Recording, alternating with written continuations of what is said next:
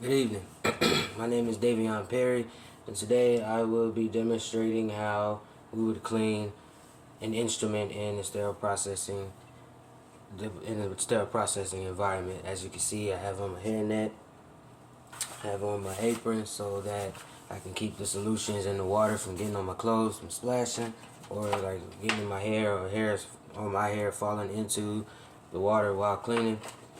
These right here are my nylon gloves that I would wear while cleaning. This is the scrub brush I would use to help me clean. This is also the pipe cleaner I would use to help me clean. And another item that I would use to help me clean. The solutions I chose to use to clean these tools with was regular Dawn Platinum, which is very good for like getting grease or any type of anything like that out. I also used a chlorine type platinum splash free total control. It's like a bleach like substance that I also used for this, which in the environment we would also use, but not the type of bleach that I would use. We would also use peroxide if need be, or anything that's acidic, depending on what it is that needs to be cleaned, or what needs to be cleaned off of said item or instrument at that moment in time. Right now I'm going to show you my instruments. Right here is the yanker suction. These are Mayo scissors. These are Elias tissue forceps. And these are Kelly forceps clamps. Sorry. These are the instruments that I will be cleaning, showing you how we clean today. Now I'm applying my gloves.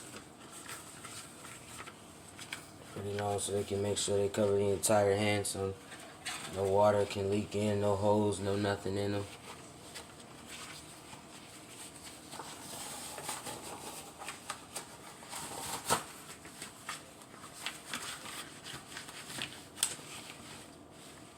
I've applied my gloves, and I also have my tools ready to be used.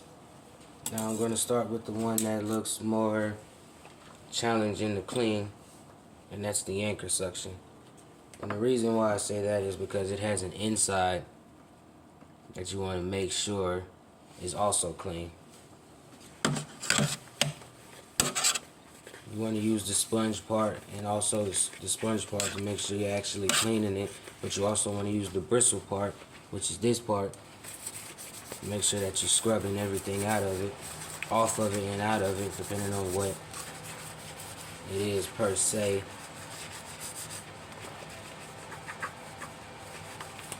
And like I said, you also want to use this pipe cleaner to make sure the insides are cleaned out as good as possible. This one won't fit, so that's what the other one is for.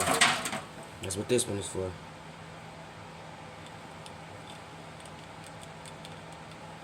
Either of them won't fit completely in.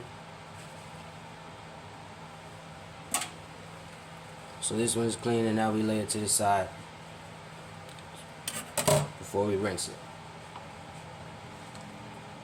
Now the scissors can be a little challenging simply because, like I said, they're scissors, and depending on which one they are, they can be very sharp. But with precise cleaning and also paying attention to what you're doing, nothing bad can come out of it, as in no cuts, no holes, no chemicals getting leaked onto the skin because of the scissors putting a hole in the gloves.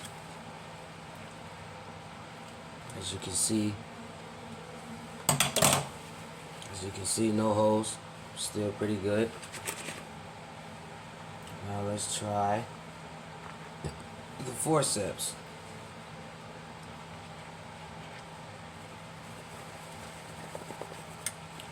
This also can be pretty challenging for cleaning in between right here in the nooks and crevices, because you can't just disassemble these. So you want to make sure that you're using the bristle part, to get as much of the inside as you can, so that all bacteria or virus or blood or whatever the case it may be is on there isn't anymore.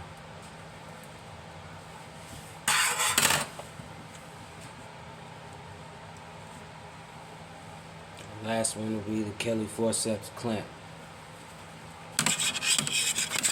Also, you want to make sure that when you do use a solution to clean the tools with, you want to make sure that they're low suds, so you can actually see what you're actually cleaning and making sure that what you're trying to clean or about to clean is being cleaned properly.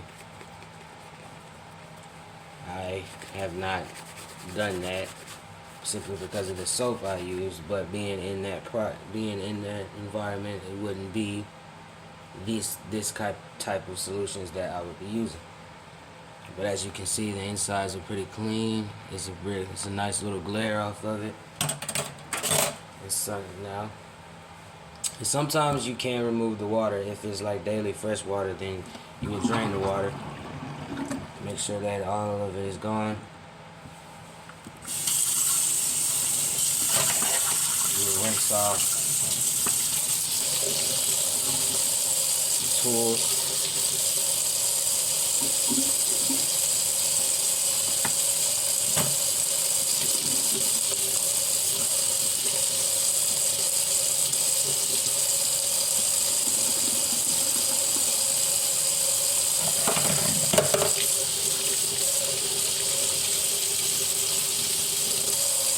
You want to make sure that the inside of the suction tool is cleaned properly inside and out. That's what I've been doing.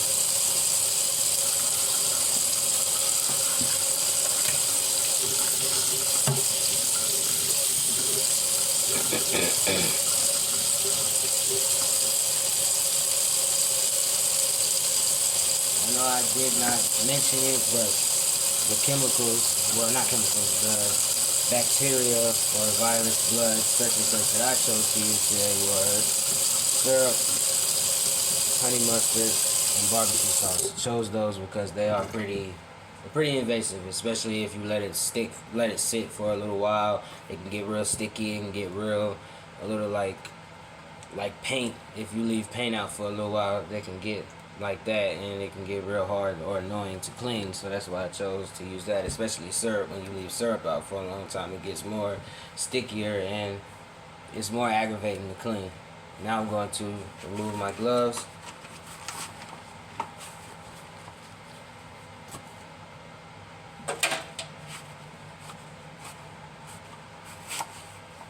Now, in the environment of a sterile processor, you would discard your gloves as in throw them away, and the scrub brush, since they've already been used, they can be reused. Anything that's reusable, you can throw away and get another pack or another one to use. So now I'm going to show you the finished product. These are all the tools after being cleaned. After you would clean the tools, you would let them sit out for a while and let them dry. And then once they're dry, you'll put them back to where they will belong, either the rack or the next station they need to be at, or wherever they need to go. Now, after you finish all of that, you would discard. You would dispose of the blue towel rack that I use for holding them. Dispose of this.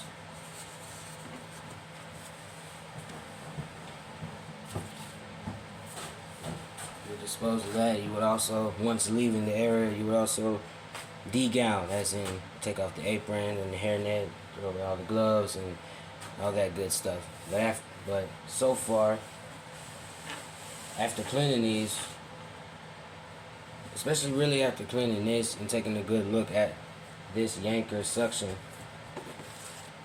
I understand now. It made me actually come to a better understanding of how important it is to really pay attention to what you're doing and actually pay attention to how you're cleaning products and tools.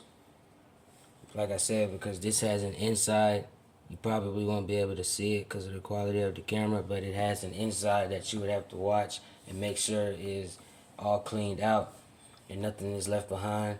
So when it needs to be used again, it won't be suctioning anything that doesn't need to be in there. But so far, that is my video for today. Once again, my name is Davion Perry, and you have a great day. Thank you.